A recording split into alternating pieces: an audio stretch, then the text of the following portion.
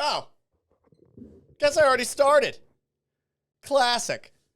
What's going on, everybody?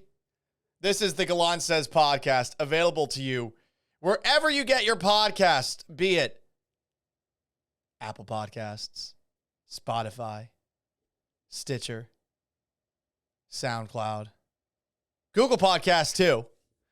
On top of that, you can watch this show live every single day at about 3 o'clock Central Time. But we started a little bit later today. I had to do some actual errands, and those errands took me a really long time to do. Basically, one of the errands was filling out a bunch of paperwork that has to be filled out and has to have every single piece of paper in a packet scanned and included. Otherwise, they will reject it and tell me to do it again.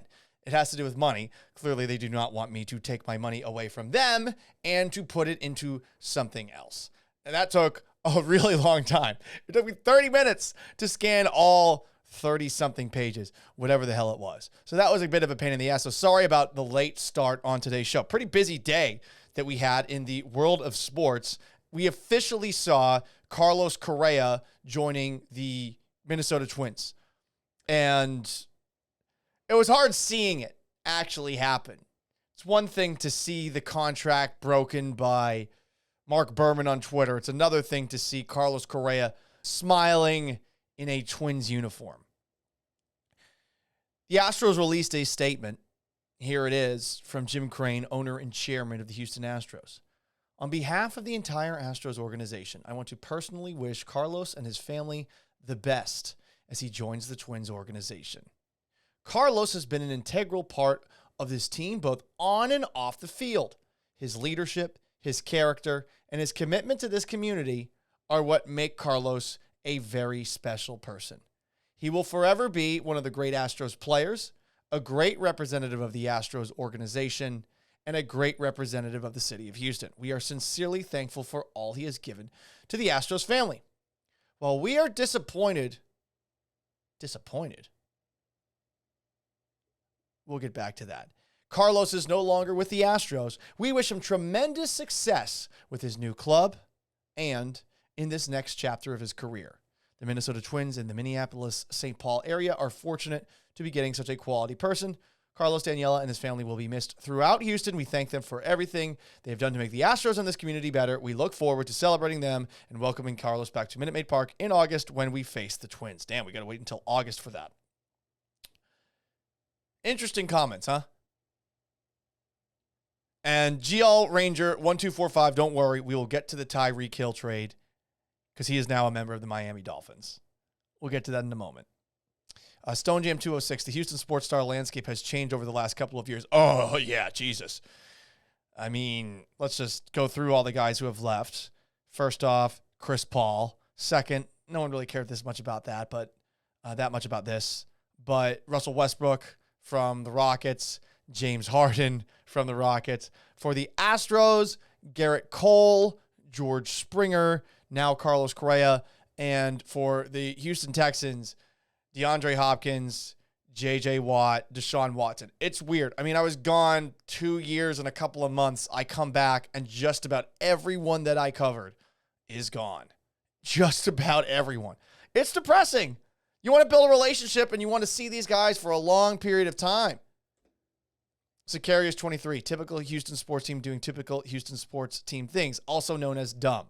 Well, that's why we will get back to this part of the Astros statement and why the Astros look worse today. While we are disappointed Carlos is no longer with the Astros, we wish him tremendous success. How disappointed really are they? Now, if you've been paying attention to me on the Vanessa and Gallant radio program, or you've listened to a previous episode of this podcast, you probably saw that John Granado, my coworker at ESPN 97.5, my former TV show co-host, had reported that the Astros essentially ghosted Carlos Correa during the last week, that they just didn't respond to, I guess, any texts that Scott Boras, that Carlos Correa sent the Astros' way. I figured this meant over a week, but we found out today at Carlos Correa's press conference with the Minnesota Twins this: we didn't hear from them. That's all I can say. He didn't hear from them when the lockout ended, and it makes me wonder if he had heard from the Astros at all during the lockout period. Look, I think that was an easy-to-match contract that Minnesota gave Correa. I think that Correa would have 100% given Houston the opportunity to match, and we'd be in the right exact spot that we're in right now going into next offseason, trying to figure out where Carlos Correa is going to go, if the Astros are actually going to sign him to a long-term deal. But they didn't even talk to him at all, and now Carlos Correa is confirming it. I mean, shit, a quarter of a year you don't hear from him? I get it. Like, there was a deal on the table that the Astros had given earlier. I think it was for 5 years and $160 million prior to the lockout. But Correa was thinking, I'm getting $203 million. I'm going at least $300 million. $300 million. Heisenberg 25 asks, wow, did they really ghost him? I mean, based off of what Correa said at his press conference, the way he acted at his press conference, the few words he said at his press conference, yeah, I think it's 100% fair to make that assumption. So Correa leaving looks worse, and Jeremy Pena, good fucking luck. Let's shift. Big story of the day in sports, and it's going to lead to the question that I have asked in the comments section, and you can also check it out on Twitter at Gallant Says, Sicarius23, lowballing, banking off loyalty. I know, and I mean, he's shown you enough loyalty. Did you not see him staring down that camera with Ken Rosenthal saying, hey, Cody Bellinger, you stupid fuck. Didn't say it like that. You don't know what the fuck you're talking about when the Astros were accused of cheating. That guy has shown you, I think, more loyalty than you'll probably ever see from an Astros player, because a lot of these guys wanted to keep their head down. Correa stood up, got out of the trench, and ran right into all of the fire that people were throwing at him. And you know what? Like, whether you like him or not, you thought it was annoying or not, I mean, the guy's got tremendous balls to do something like that. And what did you show him? You don't even talk to him at the end? It's fucked up. But you move on. The Astros are still a loaded lineup. They still got good pitching. But I do wonder what they will be like without Carlos Correa. Big news in the NFL today. This has been a crazy fucking offseason, huh? I mean, holy crap. We started off this offseason with multiple quarterback trades. Aaron Rodgers is not even a story at all. I mean, Russell Wilson, he goes from the Seahawks to the Broncos. Deshaun Watson, he goes to the Cleveland Browns. Devontae Adams goes to the Las Vegas Raiders. There's a bunch of other moves as well. But this is one of the biggest moves because it came out of left field. The Kansas City Chiefs trade six-time Pro Bowl wide receiver Tyreek Hill to the Miami Dolphins for 5 draft picks, a 2022 first-round pick, which is the 29th pick in the draft, basically a second-round pick, a second-round pick as well, number 50, a fourth-round pick plus fourth-round picks and sixth-round picks in the 2023 draft. The Chiefs did not, I guess, want to give Tyreek Hill the contract that he got from Miami, a 4-year, $120 million extension with $72.2 million guaranteed. It makes him the highest paid wide receiver in NFL history. And it's completely understandable. GL Ranger 1245 says the offseason has been great. It really has been. I mean, you think the NBA offseason is good. The NFL, I mean, we as Americans just care more about the NFL. I know basketball fans will argue, but this offseason has blown away any offseason I can remember. And I think that this is just the start. I think, especially with the quarterbacks forcing teams' hands and forcing their way out of town, we're going to see more of that. And I think every offseason could be just as dramatic as we are seeing thus far. It's great for the league. It really is. This is a soap opera and a half. First off, let's talk about the Dolphins side of this before we get into the Chiefs, because I'm going to go in detail here.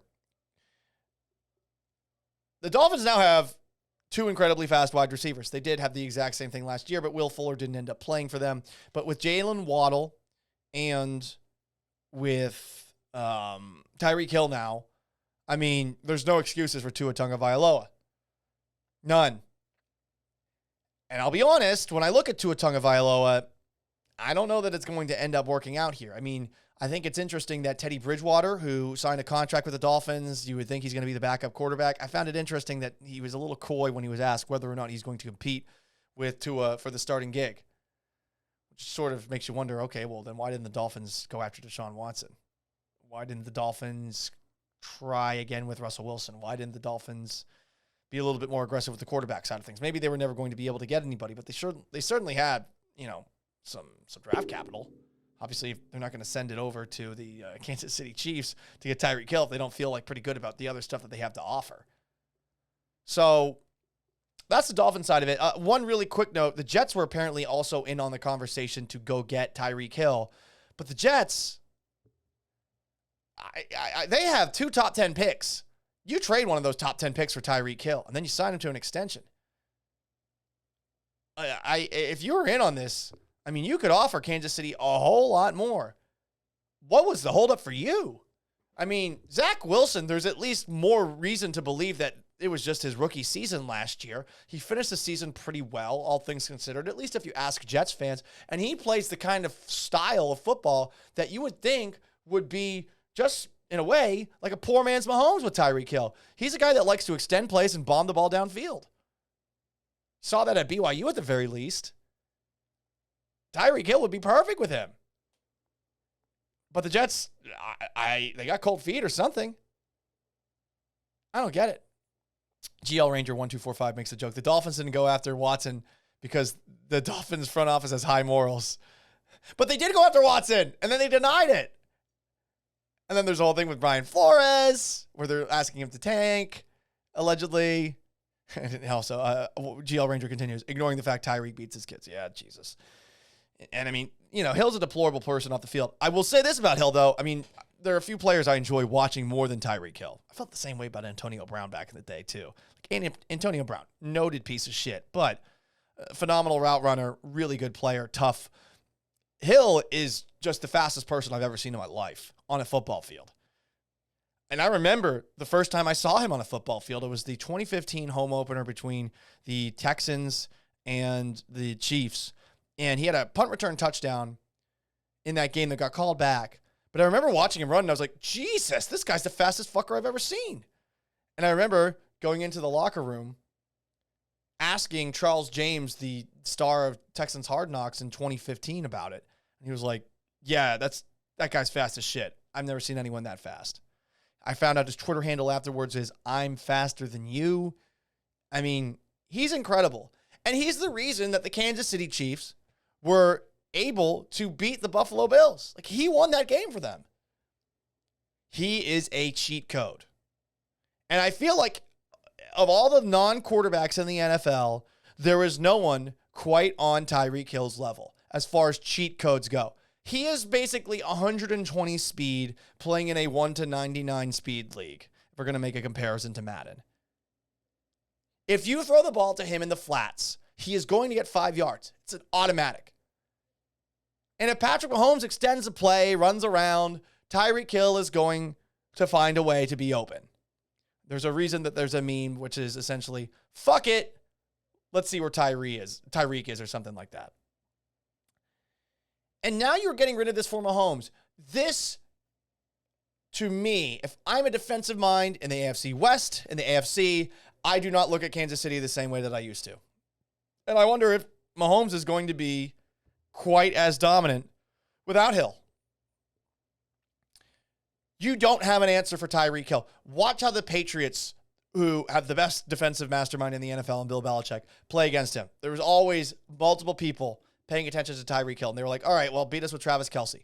And the funny thing is, Mahomes, who seems to have a similar bad habit to Russell Wilson, he would always try to bomb it downfield. That was a big problem for them in the AFC Championship game against the Bengals. Like, things were working pretty well for Kansas City in the first half. Then Hill gets stopped at the 1 yard line, and they go into the halftime without a score. But in the second half, it was something that you saw a lot of last year with Kansas City, where Patrick Mahomes kept on trying to shoot the ball down the field. I guess without Tyreek Hill, there's less of a chance of doing that. But I mean, you got Travis Kelce, best tight end in the game, but Juju Smith-Schuster? Who else are you throwing to? I think this takes Kansas City off the top. And like with the way that game between the Bills and the Chiefs went, The Bills add Von Miller this offseason. The Chiefs get rid of, I think, their second best player. And one of the NFL's legitimate cheat codes. He is not real. A couple of comments here. Spoon DJ, who I know is a Chiefs fan, says, happy with it. Let him go. A wide receiver doesn't get 5 picks, so kudos to the Chiefs. Let him go hunt ducks in Miami. Quack, quack. Okay. I guess, Spoon, but like, this is going to hurt the Chiefs' ability to win a championship this year and going forward. And if I'm Patrick Mahomes, I'm fucking pissed. I already got to deal with my idiot little brother. I don't know how he feels about his wife. I think a lot of things are unfortunately said about his wife that are unfair. You know, I don't think he has a problem with her, but she is kind of a fucking annoying. Jackson Mahomes is really annoying. I've said this before. Send that fucker to Ukraine and make him do like TikToks to stop the war or something like that. I just get him the fuck out of here. But, I mean, if you're Patrick Mahomes this offseason, you're thinking to yourself, well, at the very least, I'm not Aaron Rodgers. I don't have Devontae Adams getting shipped off. And then you see this. I'm mad for Patrick Mahomes here. I mean, look, especially when you compare it to the Deshaun Watson contract, Mahomes is under a team discount, essentially. You know, he is taking less money in the long term, so the Chiefs can actually sign more players. And it's not like he did this out of the nobility of his heart, but a 10-year contract, you know, so many years with the Mahomes contract, you would think, okay, this is a long-term commitment that Mahomes is making here, and he's going to want to win as much as he possibly can. So if Tyreek Hill wants more money that he feels like he is due, given the fact that, look, because of the shit that went on in Oklahoma State, he ends up getting drafted later, because of his own idiot issues off the field, lack of self-control, whatever you want to call it, he loses out on more money. But this is a guy that has signed team-friendly deals, and he has never, ever dropped off in terms of his ability to dominate a football field. This guy's the fastest player, again, I've ever seen. And I know people will bring up Deion Sanders, Dale Green, former Washington Redskins cornerback. You'll bring up all sorts of different names. This guy was so much faster than everybody else. I don't get it. I really don't. As a Patriots fan, I'm happy the Chiefs come back to the pack. As a Bills fan, I'm ecstatic. I am busting my face through a fucking table right now.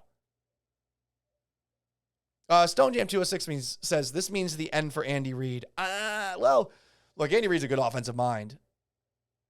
And Patrick Mahomes could theoretically raise the level of whatever other wide receivers out there. But I wonder about this one. I really do. GL Ranger 1245 says, this will hurt Kelsey, right? Now you can double him and you don't have to worry about Hill. Yeah, I hinted at that a little bit earlier. I'm really wondering how it's going to affect Travis Kelce. And Hill's not going to be as great of a fantasy football play next year, that's for sure, for any of those people out there who care about fantasy football. So, this is a mistake by the Chiefs. And I think they're going to be regretting it come playoff time this coming season. Every single team in the AFC West, too. I mean, you're the Raiders, you're ecstatic. You're the Broncos, you're feeling really good. I feel better about the Broncos going into this year with a Russell Wilson in a horny honeymoon phase than I do about the Chiefs right now. Spoon says, oh, for sure, you can't sign everyone. They offered a great deal, and he wanted more money over playing with Mahomes. Fair. But, I mean, you pay him whatever he wants. He's one of those players. Tell me, that's the question for today's show. Who's the biggest non-quarterback, non-Tyreek Hill cheat code in the NFL? Because when you got someone that is that much of a difference maker, you pay him whatever. Aaron Donald is the only one that can come to the top of my mind. Aaron Donald in the Los Angeles Rams, and I'm sure he's going to get a big deal this offseason too, because he threatened to retire. All right, so there you go. Those are my thoughts on the Tyreek Hill situation. A couple other things I wanted to touch on. There has been an awful lot of Colin Kaepernick tweets over the last couple of days. I get support of Colin Kaepernick. I get the idea thinking that the guy got blackballed. I've talked about Colin Kaepernick a lot over the course of my radio career. I remember back in 2017 when Deshaun Watson tore his ACL, I was advocating for the Texans to sign to sign Colin Kaepernick. I remember having a conversation with somebody who is close to the situation, and he said, look, we got the worst offensive line in the NFL. We need a mobile quarterback. We would definitely take Colin Kaepernick. But that was not something that Bob McNair was going to sign off on. Whatever. Again, what was the difference that it was going to make? I mean, instead of, whatever the Texans finished that season, okay, you get like a couple more wins or something like that. But it would have made them a more competitive product. Kaepernick has said some stupid shit in the past. Kaepernick said, I remember one time, like he was getting hyped up for the start of a season, and he put up this hashtag of 7 TORMS coming. And it was like a picture of like Houston flooding. So I remember seeing that and I was like, this guy's a fucking moron. Then I remember hearing that he like took a knee during the national anthem. The patriotic side of me was like, what the fuck's that all about? But to his credit, the only time that he's ever made any sense was during an 18-minute press conference that he held after it. And he explained it. He talked to a former soldier. The former soldier had told him, like, this is a way that you can protest while still honoring the flag.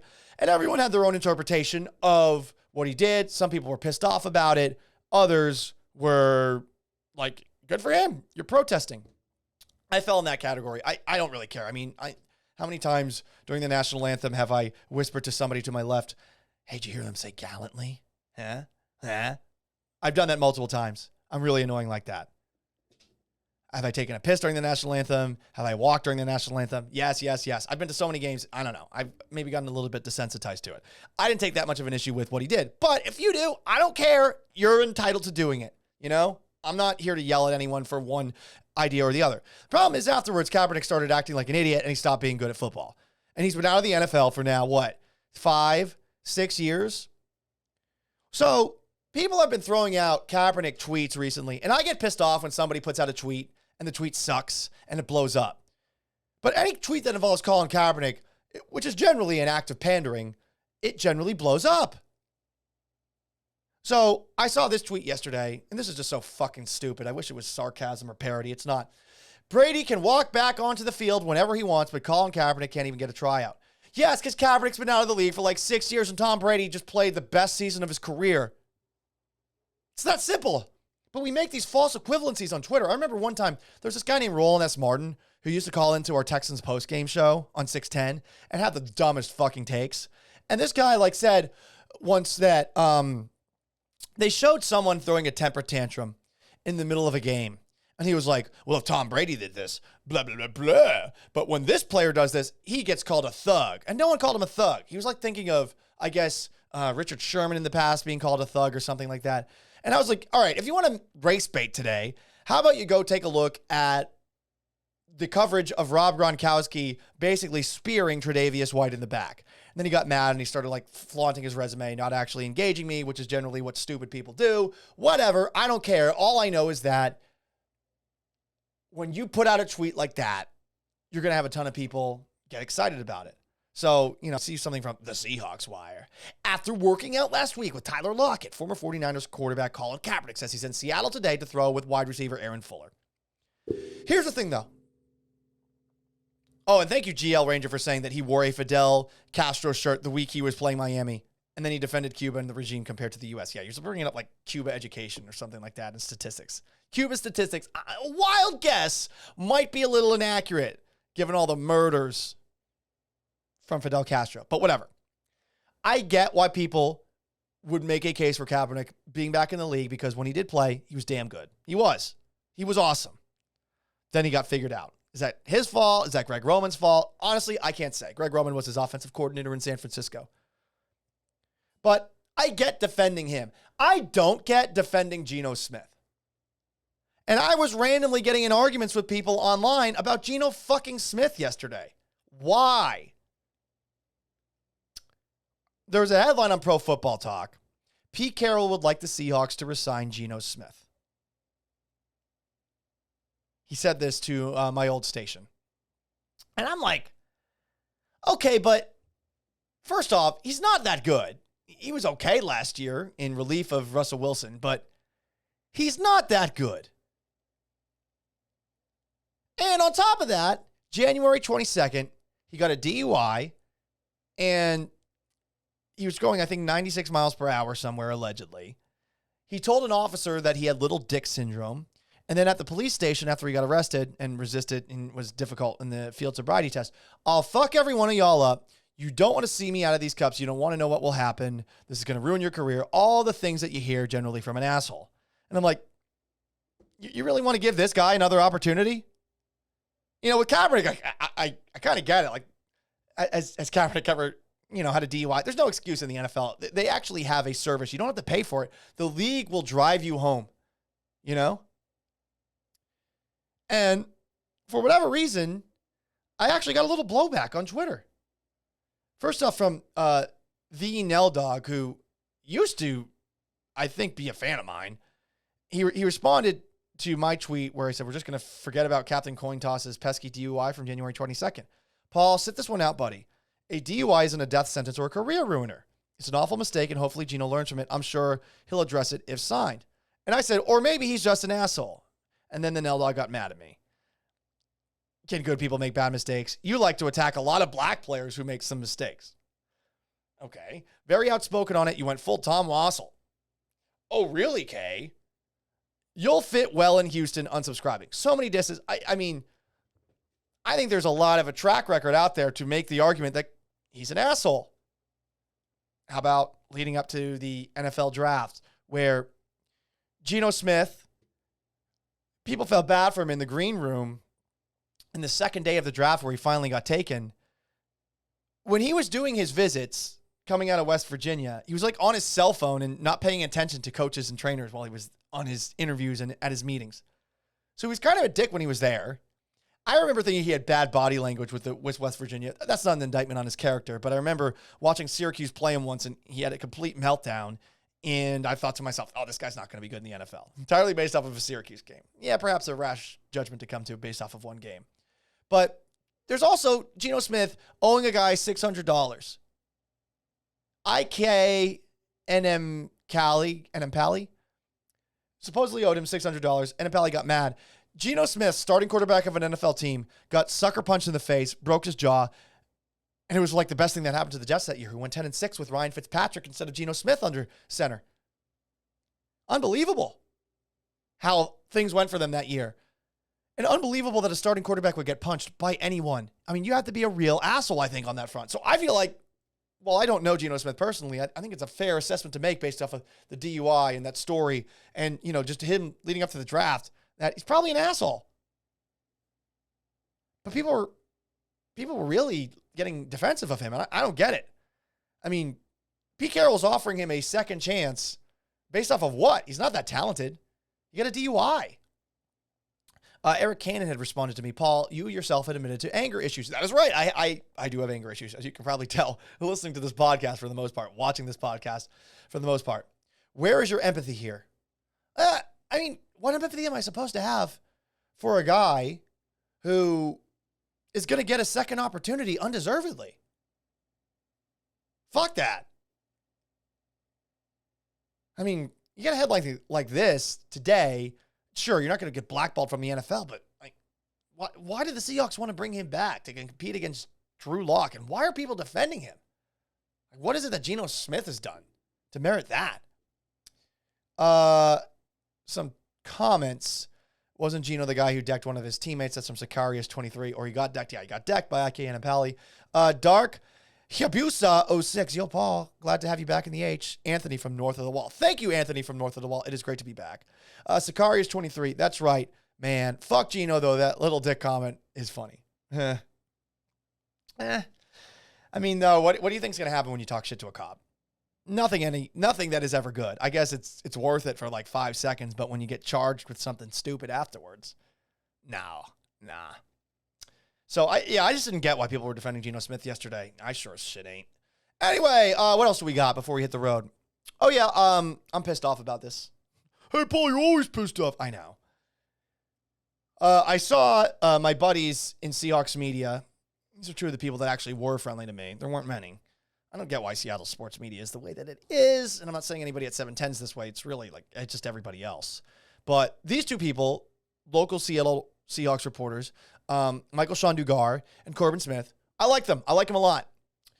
Corbin ran a 5.540 because the Seahawks, I guess, had like a pro day kind of event. Michael Sean Dugar ran a 4.8540, and I never got to run a 40. I actually challenged Michael Sean Dugar to a race. I don't think I would have gone to 4.8540. I have done a 4.8440, but it was back at like the Sports Radio 610 Combine, and I think it was 2014, 2015. I am not that fast anymore. My knees are starting to go. But I do think I would have been able to get sub 5. I'm just pissed off I didn't get to go. And I'm also annoyed just by how much stock we put into the NFL Combine's 40-yard dash. Have you ever watched a 40-yard dash? Things that you should note when it comes to a 40-yard time. First off, you claim you ran a 4.6. I guarantee you didn't. I would dust you in a race. Second off, that's to anybody out there who's like, yeah, I ran a 4.5 back in the day. No, you didn't. Come on, be realistic. You probably ran, if you were really fast, you probably ran like a 4.8, 4.9. If you were running a 4.6, 4.4, something like that, you would have played in college, period. End of story. Even if you were like a little twig, like I was. I don't even know what I ran in high school, to be honest. I was lighter. Maybe I would have been faster. Who knows? Whatever the case, that doesn't matter. The process that we have for the NFL Combine and the 40-yard dash is dumb. Have you ever watched the stance that these guys get into? They get into a sprinter's stance, and basically you can subtract about 0.2 seconds off of your time by leaning forward. And in this weird stance where you are essentially like putting all of your weight on a front foot and your back foot's right behind it, and you fall forward. You don't get in a football stance. You don't get in a three-point stance. You don't get in a wide receiver stance or in a safety stance or anything like that. No. You don't do any of those things. What you do instead is you do this weird sprinter stance that you'll never get in again in your career. And we put so much stock into the 40-yard time. I don't get it. I don't think we should. And I say this as somebody who wants them to do that because, I want to pretend like I'm fast and like I still would have actually been able to play at a high level. I miss playing sports. I haven't played any flag football in a while. The flag football team that I was on, Seattle, shout out to the Nuns with Guns, went undefeated, but I was only there for one game. We were having a joke about this. I haven't talked with him in a hot minute, but about like whether or not I deserve a championship ring, say we were to make one. Does Paul Gallant deserve a championship ring? Probably not. I only played in one game. Pissed off Paulie. Did you get your apartment situation fixed? No. I've gone in there once a week. You're right. I need to email the management. It's the Naruto run, Sicarius23 says. Is that bad that I don't know what Naruto is? Isn't that like some sort of anime? Where there's like a guy and he's blonde and I don't know. It's the power of the cards. That's Yu-Gi-Oh! I know.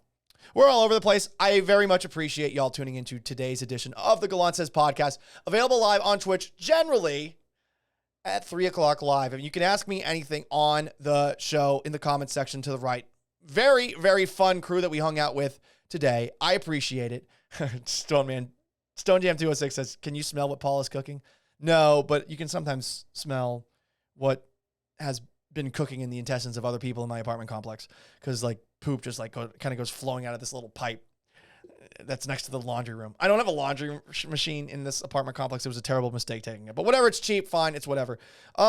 If you haven't already, please like, subscribe, rate, review, whether it's on YouTube, watching it after the fact, or on Twitch, just subscribing so you can watch this every single day, or Apple Podcasts, Google Podcasts, Spotify, Stitcher, SoundCloud, etc. I really appreciate Uncut Jams, all the support. So long, farewell, have yourselves a wonderful Wednesday, and we will be back at it tomorrow afternoon, 3 o'clock Central Time, right here, twitch.tv/GallantSays. Peace!